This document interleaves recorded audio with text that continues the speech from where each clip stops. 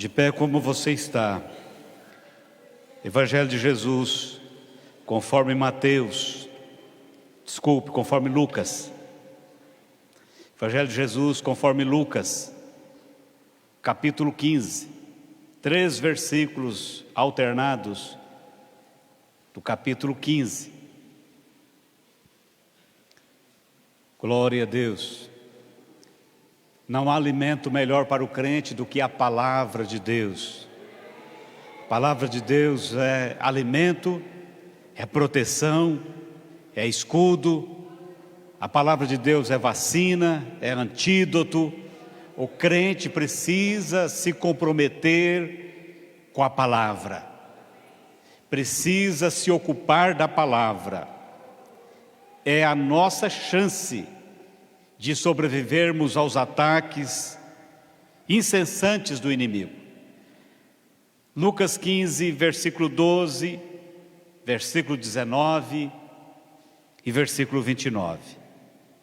Um certo homem tinha 2 filhos, e o mais moço deles disse ao pai: Pai, dá-me a parte da fazenda que me pertence. Versículo 19: Já não sou digno de ser chamado teu filho, trata-me como um dos teus empregados. Versículo 29: Mas respondendo ele, disse ao pai: Eis que te sirvo há tantos anos, sem nunca transgredir o teu mandamento, e nunca me deste um cabrito para alegrar-me com os meus amigos. Podem estar assentados. Aqui no capítulo 15 do Evangelho narrado por Lucas, nós temos a tríade das mais belas parábolas do Senhor Jesus Cristo. A gente poderia dizer que a primeira parábola, a parábola da ovelha perdida, ela foca no pastor que representa o Senhor, o nosso Salvador Jesus Cristo. A parábola da dracma perdida, ela foca na atitude de limpeza da casa, representando o Espírito Santo, que trabalha em nossa vida para nós recuperarmos aquilo que nós perdemos. E na parábola do filho pródigo, nós temos o pai recebendo o filho de forma terna, perdoadora e misericordiosa. São 3 parábolas maravilhosas. A gente poderia dizer que esse capítulo seria chamado de o capítulo da alegria. O capítulo da alegria. Porque na parábola da ovelha perdida, no versículo 5, o narrador diz: E quando a encontra, coloca alegremente nos ombros. No versículo 9, diz a palavra: E quando o encontra, reúne suas amigas e vizinhas e diz: Alegrem-se comigo, pois eu encontrei minha moeda perdida. E no versículo 23, nós vamos ver a seguinte declaração: Tragam um novilho gordo e matem-no, vamos fazer uma festa e nos alegrar. Nas 3 parábolas, a alegria está presente. Mas nós não podemos chamar do capítulo da alegria, porque existe um filho mais velho que azeda a história. No versículo 28, diz: O filho mais velho encheu-se de ira e não quis entrar. Então seu pai saiu e insistiu com ele. Existe na Bíblia Sagrada um foco muito grande na alegria. Neemias faz uma declaração maravilhosa para o povo, depois de uma conquista. depois de um recomeço, de uma renovação de aliança, Neemias diz: porque a alegria do Senhor é a nossa força. O apóstolo Paulo escreve a carta aos Filipenses, e ela é chamada de Epístola da Alegria. Deus nos criou para que nós nos alegrássemos nele, para que nós vivêssemos uma vida de alegria, mesmo nas tribulações, mesmo nas dificuldades, nas adversidades, mesmo nas tempestades. Porque a alegria que vem do Senhor, que emana do trono de Deus, ela independe das circunstâncias. Porque o cristão, quando tudo acaba aqui, ele ainda se alegra dizendo o seguinte: daqui uns dias eu estarei com o Senhor, e lá nada me afetará negativamente mais. Mas quando nós olhamos o capítulo 15, especialmente nesse foco que eu quero dar, cujo tema é um pai que não deserda seus filhos, eu quero pensar sobre as reações dos filhos, mas eu não quero tirar o foco do pai, porque por mais que a gente chame a parábola do filho pródigo, o ato mais marcante, o ato mais importante aqui, não é o ato do filho pródigo, mas é o ato do pai, que abre mão do seu direito, da sua razão, e ele abraça o filho de forma poderosa, de uma forma curadora. Ele abraça o filho. Nós começamos a pensar nesta noite, como que Deus recebeu cada um de nós que estamos aqui nesta noite. Cada um de nós tem uma história. Se a gente abrisse o microfone, alguns talvez já passou por circunstância das mais difíceis. Alguns talvez sofreu com problema de autoestima, sofreu às vezes com problema de rejeição, mas quando entregou sua vida para o Senhor, percebeu como que o colo de Deus é aconchegante, é gostoso, é renovador. Como que o colo de Deus é capaz de curar, como que o colo de Deus é capaz de sarar, e nós precisamos ter essa experiência com Deus. Se nós perguntássemos ao filho mais velho, se nós pedíssemos para ele dizer para nós o seguinte: como que você reagiria às 3 histórias? O que você falaria para cada um dos personagens das 3 histórias?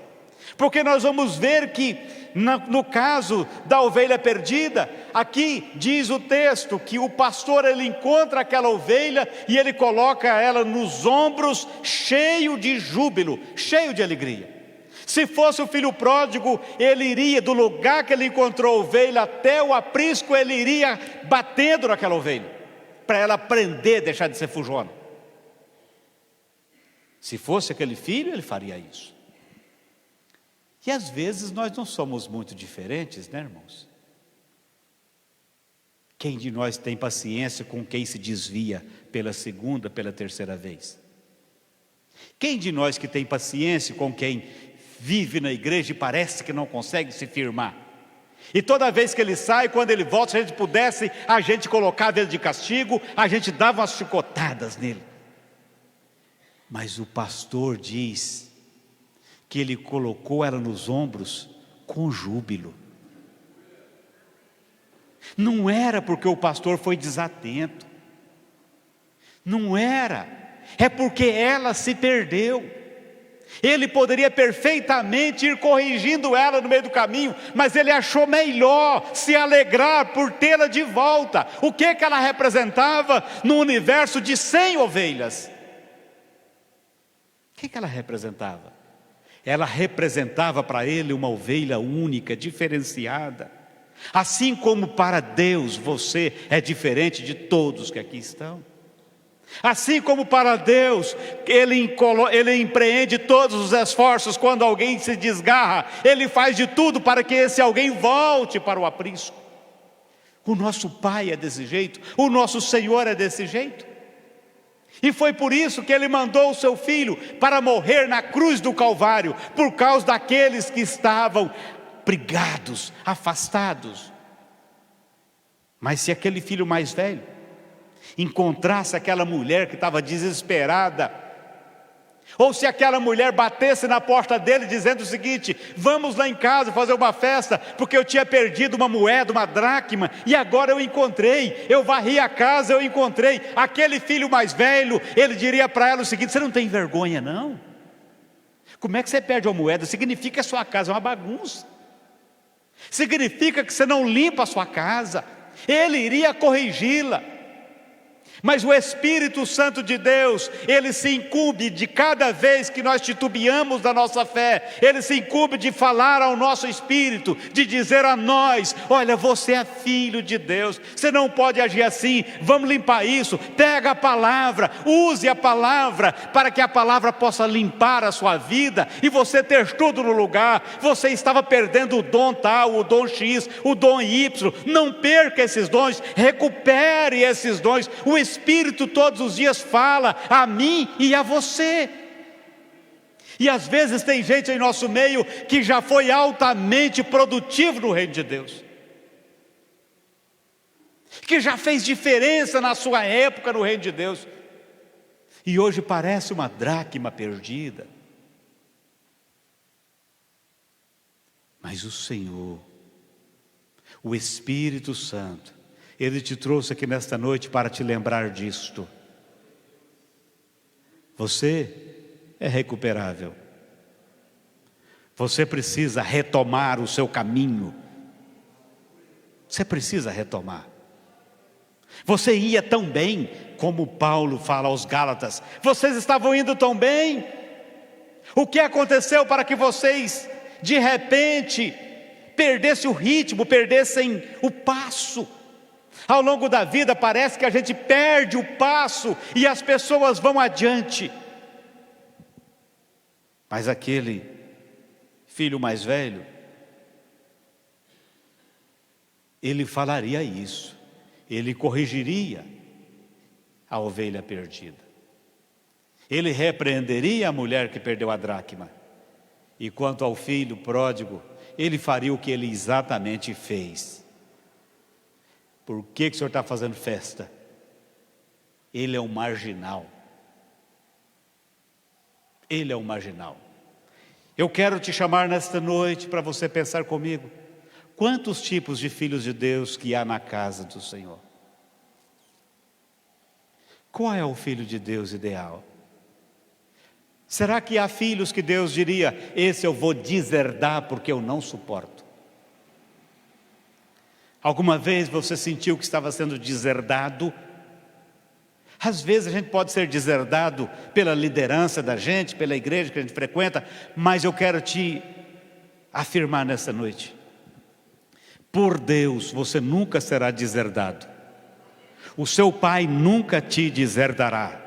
Quando parecer tudo que estiver perdido, aquele que intercede por nós chegará e falará assim: ô Pai, deixa eu tirar um pouco da sujeira do pé dele, deixa eu mexer a terra, porque eu tenho certeza que ele vai reproduzir de novo. Deixa eu cuidar um pouco dele, porque ele vai voltar a dar fruto. Não está de tudo perdido. Deixa eu podá-lo, porque podando eu vou tirar os excessos e ele voltará a produzir. Há filhos na casa de Deus que se consideram herdeiros num processo de meritocracia, que a gente poderia dizer por merecimento. Afinal de contas estão na igreja há quantos anos? Há filhos que se consideram herdeiros por legalidade. Eu tenho direito porque eu sou isso, isso e isso na igreja.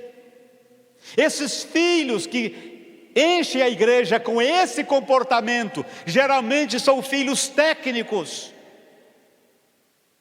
que toda a decisão e toda a avaliação são baseadas num processo meramente racional. Não existe um amor, um afeto, não existe uma volta para o olhar, ou não existe a volta para a cruz, vendo o sangue de Cristo pingar por causa de ladrões que estavam do lado esquerdo e ladrão que estava do lado direito. Não há um olhar para, ele veio buscar e salvar o que estava perdido. Ele não veio para aqueles que eram sãos, mas ele veio para os doentes. O filho técnico, o filho que é herdeiro por merecimento, herdeiro por legalidade, ele não trata, ele não avalia com olhos de misericórdia, mas ele avalia com olhos de contabilidade. A avaliação de produtividade. O reino de Deus é um reino de amor.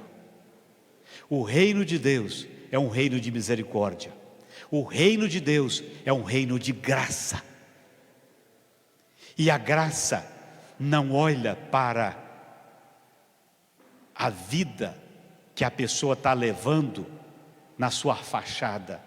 A graça, ela tem um princípio, que é o princípio, ela é realmente de graça e Deus está distribuindo a rodo para quem quiser. Para quem quiser. Mas nós teríamos também o filho, que é aquele filho que parece um esbanjador. Aquele filho que tem todas as condições de ser uma bênção no reino de Deus, mas quando você vê ele cheio do reino de Deus, da graça de Deus, cheio da unção do Espírito de Deus, eles simplesmente dão as costas, como fez Esaú com a bênção da primogenitura. E o escritor, a Bíblia Sagrada vai registrar lá no livro do Gênesis, que Esaú simplesmente desprezou. Assim, pois, Esaú desprezou a bênção da primogenitura. Tem filhos que desprezam a bênção de Deus. Tem filhos que deixam os dons que receberam de Deus no banco e vão embora. Só que nós não precisamos polarizar, ou é simplesmente o herdeiro por meritocracia, ou é o esbanjador. Nós não precisamos monopolizar isso, nós precisamos buscar qual é o filho que Deus quer? Qual é o filho que Deus deseja? Deus deseja aquele filho equilibrado, aquele filho que pensa, aquele filho que às vezes se contraria, aquele filho que às vezes questiona. Deus quer aquele filho que tem capacidade de avaliar as coisas sem perder a misericórdia. Deus quer um filho que é capaz de olhar as circunstâncias das pessoas sem deixar de pensar no poder da graça de Deus. Deus, Ele quer filhos que sejam capazes de enxergar com os olhos dele, quando ele não for capaz de olhar o seu filho lá na cruz do Calvário, a ponto do filho dizer: pai, por que me desamparaste? Nós precisamos buscar equilíbrio para a nossa vida espiritual. Nós precisamos entender que uma vida cristã equilibrada, madura, minha e sua, depende da gente buscar de Deus uma vivência espiritual de acordo com a palavra, uma inteligência espiritual, uma análise espiritual das circunstâncias e uma postura de um verdadeiro cidadão dos céus. Deus quer que você seja equilibrado. Provérbios, no capítulo 3, versículo 21, a palavra diz: meu filho, guarde consigo a sensatez e o equilíbrio, nunca os perca de vista. Guarde a sensatez, guarde o equilíbrio. Há um livro que também virou filme, chamado Em Seus Passos, o que faria Jesus? É preciso de vez em quando eu perguntar: o que será que Jesus decidiria num momento como esse? Isso é buscar equilíbrio. Como que Cristo responderia? Pastor, mas se eu responder como Cristo, eu vou perder a minha razão. E o que você prefere? Ter razão ou ter comunhão com o Senhor? O que você prefere? Ter razão ou parecer-se com Cristo? Nós fomos chamados para cada vez mais termos restabelecida a imagem de Deus na nossa vida. Nós somos a imagem e a semelhança de Deus, porém o pecado fez com que essa imagem e essa semelhança fossem cada vez mais apagadas, distorcidas, e quanto mais nós enveredamos das nossas próprias razões, a imagem de Deus na nossa vida vai diminuindo, vai apagando.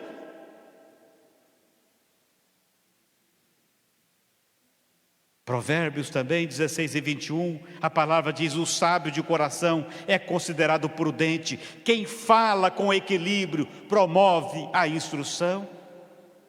Paulo a Timóteo na segunda, versículo 1 e 7, pois Deus não nos deu espírito de covardia, mas de poder, de amor e equilíbrio. A gente, se fosse pedir, a gente pediria para Deus: Deus, eu quero poder, eu quero amor. Só que o poder exagerado nos torna arrogante, nos torna maus. O amor exagerado, desequilibrado, nos torna bobos. E aí Paulo fala: tenha também equilíbrio, porque você vai saber equilibrar. Deus é amor, mas Deus também é justiça. Deus é poder, mas Deus é amor. E nós precisamos buscar isso aí. O Filho de Deus precisa buscar isso aí. Por que eu preciso ter isso? Porque não adianta eu impor mão sobre enfermos e eles serem curados. Não adianta eu expulsar demônios e eles fugirem. E quando chegar um pecador arrependido, eu dizer: ele está voltando pela 10ª vez, não vai firmar. Como se fosse eu que tivesse a capacidade de determinar isso, e como se fosse eu o responsável por sarar as emoções, por sarar a vida espiritual dessa pessoa. Quem transforma, quem cura, quem sara a vida espiritual, quem promove cura espiritual é o Espírito Santo de Deus, é a palavra de Deus, é o próprio Deus que faz essa cura. Então eu preciso sempre acreditar: chegou no lugar certo, porque é a casa de misericórdia, onde o médico Jesus Cristo trabalha, onde Ele atua.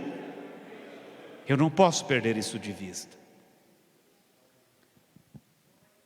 O filho equilibrado, ele terá sempre senso de justiça, de santidade, de misericórdia, mas também de empatia. Ele estará alinhado, ele terá uma visão sempre de acordo com a visão do Pai. Hoje em dia, quando nós queremos corrigir um filho, alertar, advertir, às vezes o filho diz: mas por quê? Por que eu tenho que acreditar? Geralmente o argumento que a gente usa é: porque eu já passei por onde você está passando. Eu já vivenciei o que você está vivenciando. Deus é Deus e não há nada que fuja ao seu olhar, ao seu entendimento. Nada. A Bíblia Sagrada diz: e para onde eu fugirei da tua presença? Eu posso pegar instrumentos e mergulhar até as profundezas das águas. O Senhor estará ali. E Ele esteve lá. Jonas falou com Ele e Ele falou com Jonas. Ele pode pegar um supersônico e cortar os ares. Ele encontrará Deus lá em cima. Nós precisamos entender, nós precisamos saber que Deus, Ele terá sempre a orientação correta para nós. Só que o grande desafio, sabe qual? É que essa orientação, às vezes vem por meio de uma pessoa igual a você. Às vezes essa orientação vem por meio de um pastor, que você não considera um grande conhecedor da vida e das coisas. Essa orientação às vezes vem por alguém que não tem o mínimo do conhecimento que você tem. E o desafio é você entender quando Deus está falando com você. Esse é o desafio. Para isto, eu tenho que ter uma mente espiritual, eu tenho que ter uma mente transformada. E é por isso que Paulo fala que nós precisamos buscar a renovação da mente. Mas esse Deus que não deserda seus filhos, ele é representado aqui na parábola por um pai. Um pai que tem pelo menos 2 filhos.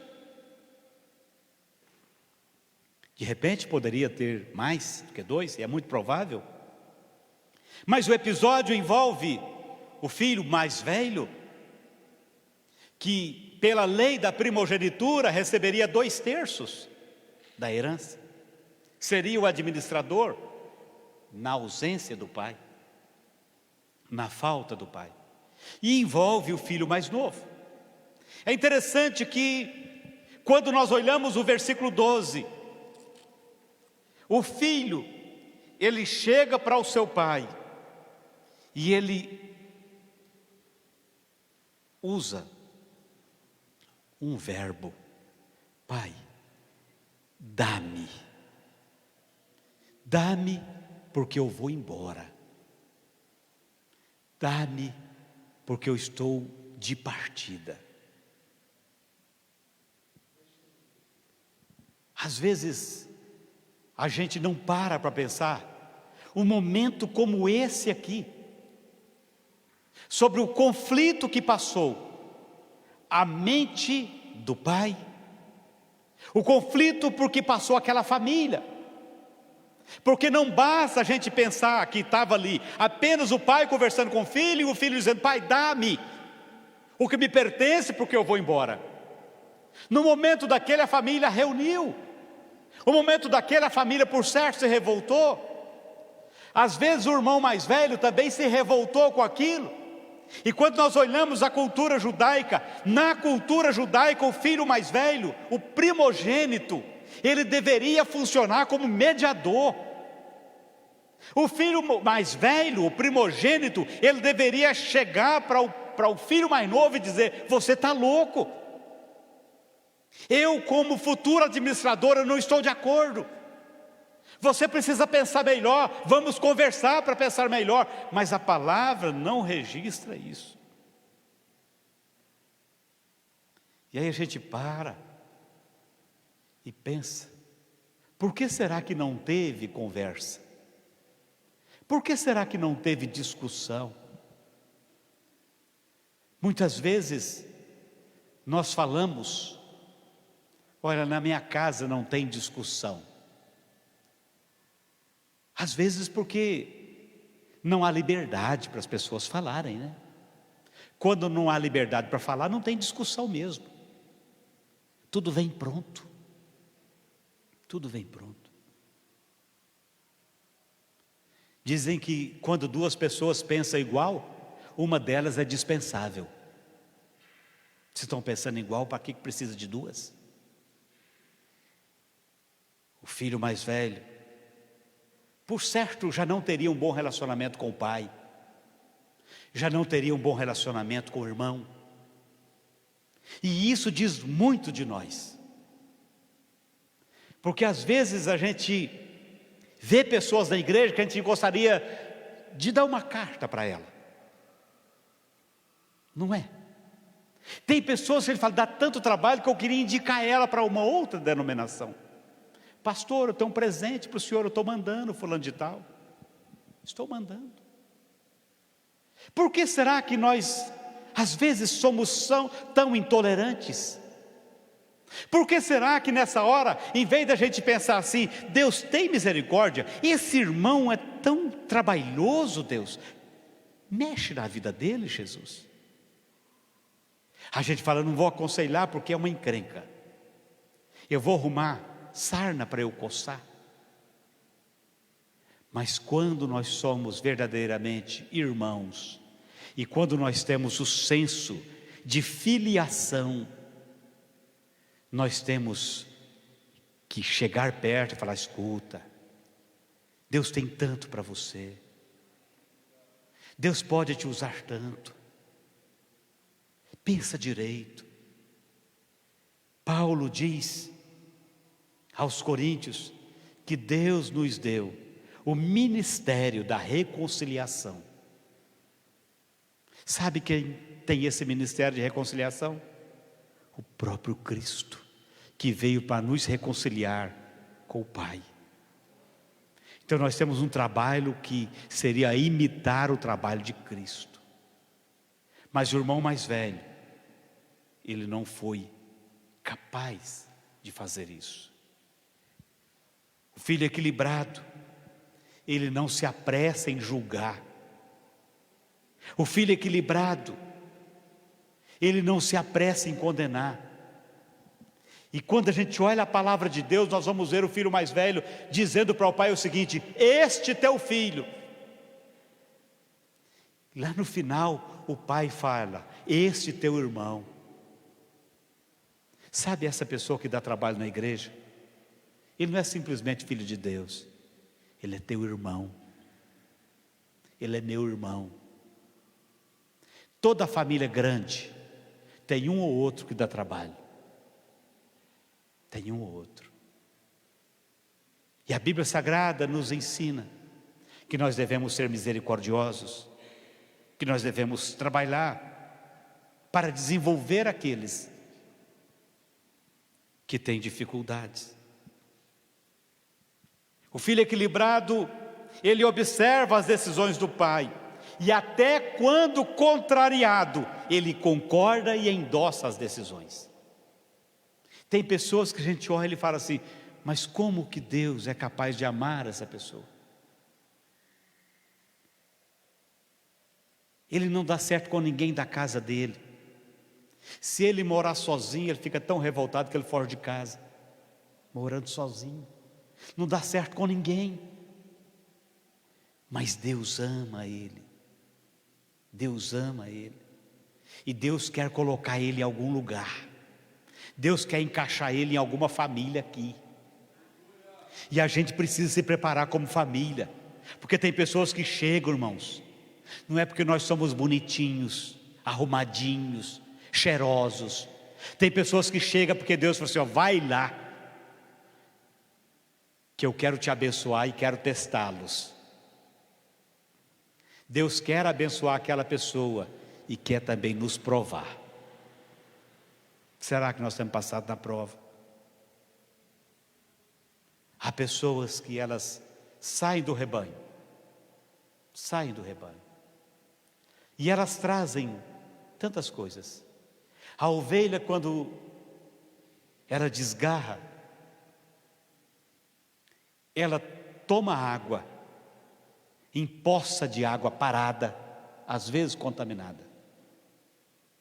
Ela passa no meio dos espinhos, dos carrapichos, ela se fere, as moscas põem ovos, larvas, e essa ovelha, quando achada, ela volta para o rebanho, a lã grudada, suja, e às vezes ela traz sarna para o rebanho, e às vezes ela pega carrapicho nas outras. Mas aquele pastor que é pastor realmente, ele olha ela e ele não pega um chicote. Ele vai alegremente restaurar para colocá-la no mesmo estado das 99 que ficaram protegidas. Elas ficaram no aprisco em segurança. O pastor saiu depois que o aprisco estava fechado, estava guardado. Você sabe qual é o privilégio de estar num aprisco como esse aqui, irmão? Tem ovelha que está lá fora, correndo o risco, e a gente privilegiado por estar no aprisco. E quando essa volta, ela volta com marcas, com sujeira. Mas aqui é o lugar da limpeza. Aqui é o lugar da aplicação do remédio. Aqui é o lugar de tirar o carrapicho delas. Pastor, mas se nós quisermos estabelecer um padrão, nós vamos simplesmente nos desalinharmos com Deus. Isaías 43:25, Deus diz: eu mesmo, sou o que apago as tuas transgressões, por amor de mim, e dos teus pecados não me lembro. Deus não esquece de nada, Ele sabe de tudo. Ele só esquece dos nossos pecados confessados. Isso Ele faz questão de esquecer. Todo pecado confessado com arrependimento, ele some da memória de Deus. Não é como nós, que guardamos para jogar no rosto das pessoas. Deus diz: eu apago, e eu não me lembro. Em Atos dos Apóstolos, a palavra do Senhor vai dizer: arrependei-vos, pois, e convertei-vos, para que sejam apagados os vossos pecados, de sorte que venham os tempos de refrigério da presença do Senhor.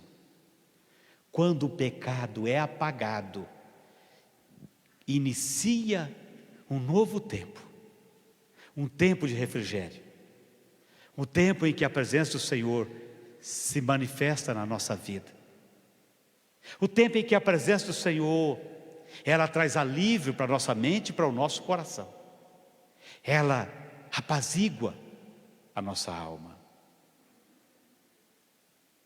Filho pródigo,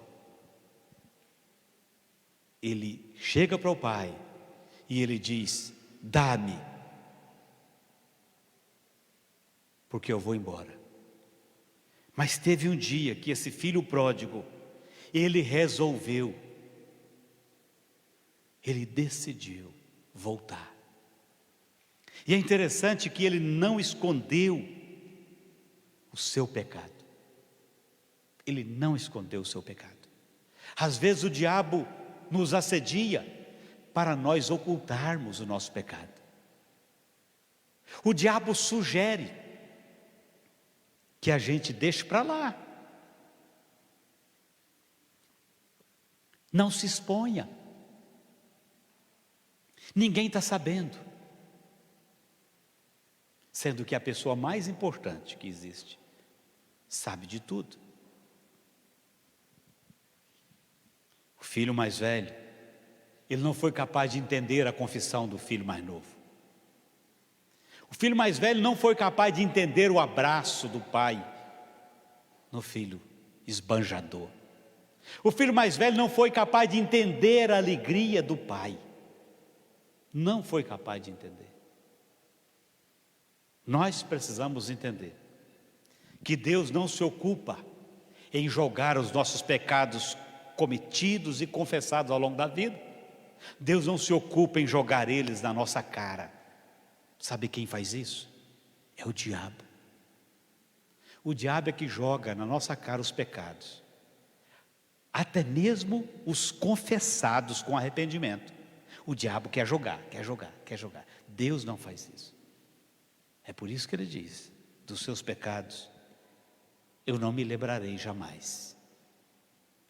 Esse mesmo filho esbanjador, que um dia chegou para o pai e disse: dá-me, eu vou embora. No versículo 19,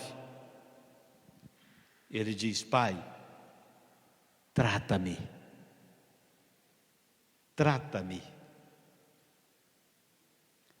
Não é possível nós sermos curados sem ser tratados. Todas as vezes que a gente toma a decisão de servir a Deus, se isso foi rompido em algum momento, ao tomar a decisão, a gente tem que estar disposto a ser tratados por Deus. A casa de Deus é lugar de tratamento. A presença de Deus é lugar de tratamento. O pai abraçou o filho e ele não deixou o filho chegar na metade do discurso que ele tinha ensaiado. O pai não deixou ele chegar na metade. O pai foi e o abraçou. É claro que depois veio o tratamento. Veio o tratamento. Porque aquele filho que falou, me dá porque eu estou indo, quando ele volta, ele traz os resíduos das suas andanças. Não tem como você peregrinar por esse mundo sem você carregar resíduos desse mundo. É por isso que lá no acampamento, onde havia a tenda, onde havia o altar do holocausto, ali, antes que se entrasse na tenda, havia uma pia de lavar. E o sacerdote tinha que lavar os pés e as mãos, representando a preocupação com a pureza, naquilo que se pega, naquilo que a gente se apossa, mas representando também a pureza dos pés, que significa por onde nós andamos. Por onde nós andamos. E aí eu tenho que perguntar, por onde eu tenho andado? Por onde eu tenho caminhado? Porque quando eu volto para Deus, Ele vai nos ver. E os resíduos das nossas andanças, às vezes nos impede de receber a bênção, o refrigério da comunhão com o Senhor. Aquele filho trouxe baixa autoestima pela decisão errada que ele tinha tomado. Aquele filho chega e quando ele chega, ele poderia dizer para o pai, eu não sou nada, eu não sou nada. Eu não sou nada. Eu tomei uma decisão de louco. Eu não mereço nada. Quando ele dizia isso, é porque ele sabia onde ele tinha pisado. Aquele filho traz frustrações pelo esforço que ele fez, achando que ia ser feliz. E tem pessoas que continuam se esforçando, mas continua vazio no coração, porque ainda não decidiu entregar-se plenamente para o Senhor. Não dá para a gente entregar 1/3 do nosso coração para Deus. É tudo ou nada, é radical, é tudo ou nada. Deus não compartilha com o diabo da vida de seus filhos, porque os seus filhos são propriedade dele. Então ele não tem que ceder nada para o diabo. E às vezes as pessoas, elas aproveitam um pouco de Deus e elas tentam aproveitar um pouco do mundo, iludidas porque não dá para aproveitar de nenhuma das coisas. Porque quando aproveita do mundo vem o remorso. Quando tenta aproveitar de Deus, não aproveita, porque o mundo, o pecado faz divisão entre nós e Deus. Então é preciso uma decisão sobre servir a Deus. E é por isso que esse filho esbanjador, esse filho pródigo, ele volta para o pai. E ele volta disposto a ser tratado por Deus. Tem pessoas que quando Deus começa a tratar, elas fogem da presença de Deus. Tem pessoas que quando a palavra começa a mexer em determinadas áreas da vida delas, elas desgarram do rebanho, porque elas não aceitam o tratamento de Deus. Se você não aderir ao tratamento, você não será curado, você não será curada. Você precisa aderir completamente ao tratamento. Nenhum médico vai te curar se você não aderir ao tratamento. Nenhum profissional vai te curar se você não aderir ao tratamento.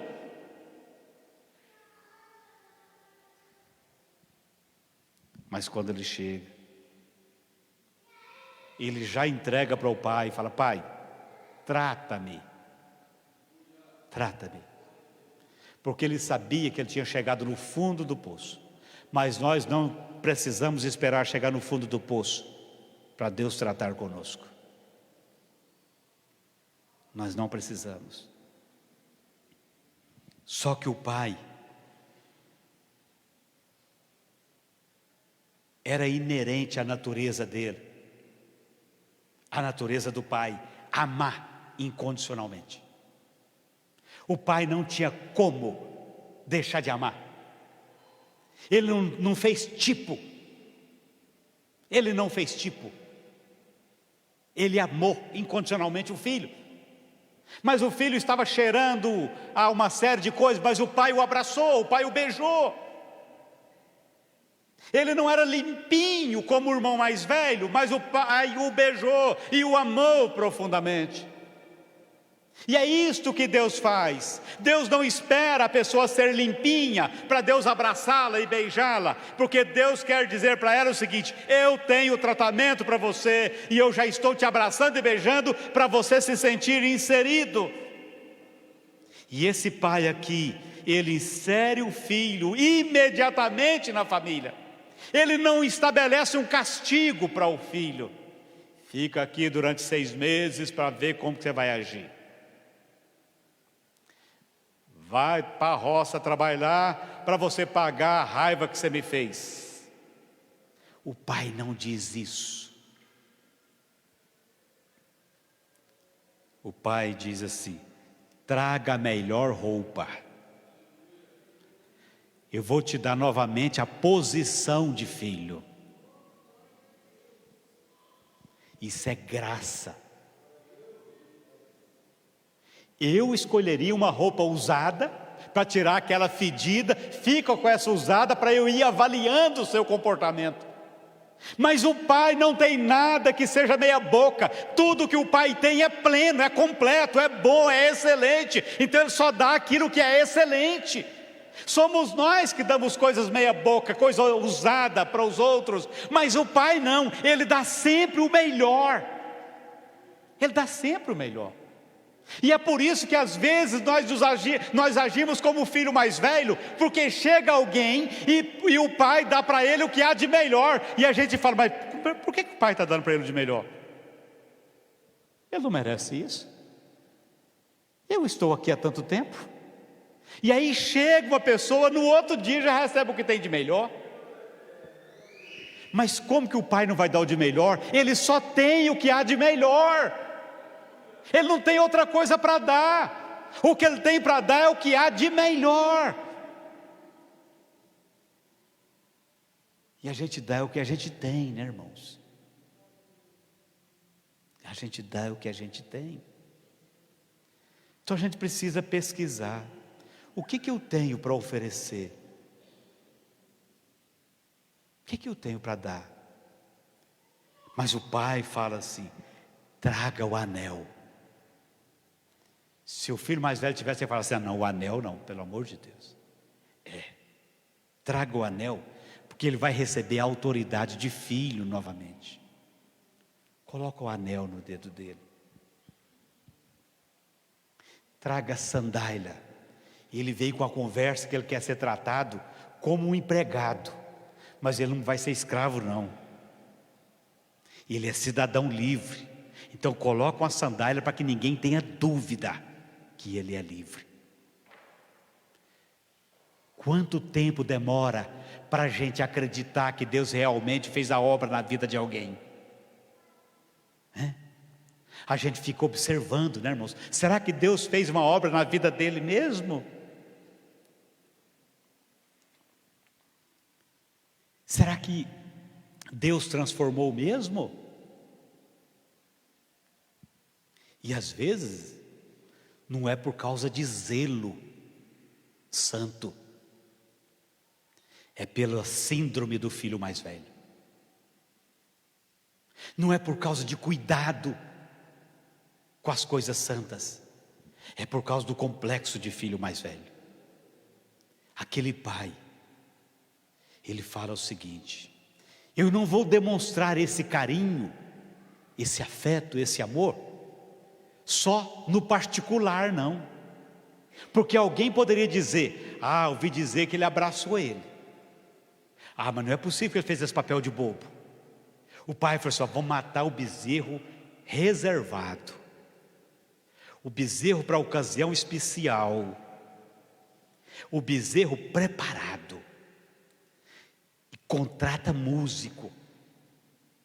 Eu quero barulho nessa casa, eu quero celebração nessa casa. A casa de Deus, a casa do Pai, é lugar de celebração. E é por isso que a Bíblia diz que há festa no céu quando um pecador se arrepende. Sabe, às vezes que a gente pensa assim: será que aceitou Jesus de coração mesmo? A gente está com a nossa reserva e no céu está tendo festa. Oh, mas nós somos mais criteriosos do que o céu. No céu tem festa, mas vamos ficar com a nossa reserva.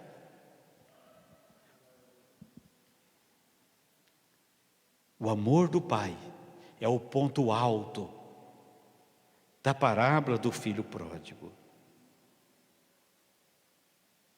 E esse amor, ele está aqui nesta noite para tratar a sua vida. A maneira como Deus trata, é através do amor. Nós às vezes corrigimos no momento da ira. Corrigimos com ira. O Pai não. O Pai corrige com amor. Mas o filho mais velho, no versículo 29, nunca me deste. Aí está o azedo, que tira a predominância da alegria do capítulo 15. Nunca me deste um cabrito. Para que você quer para comemorar com os meus? Talvez nem amigos tivesse. Nem amigos tivesse. Mas sabe o que o Pai diz? Tudo que eu tenho é seu. Tudo que eu tenho é seu. E é interessante que tudo que o pai deu para o filho mais novo era do pai. Mas o filho mais velho não queria que o pai desse. No complexo, ou na síndrome do filho mais velho, não basta ter tudo que o pai tem. É preciso impedir que o filho mais novo receba. Olha o risco. Mesmo tendo tudo, mas não há alegria no tudo que tem.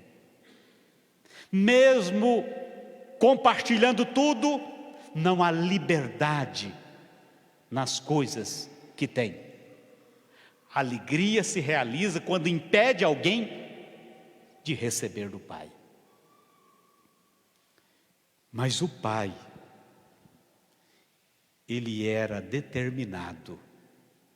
Ele insistiu para o filho, mas em momento algum a festa foi interrompida. A festa continuou. E Deus não quer interromper a festa por causa de um filho mais velho ou outro.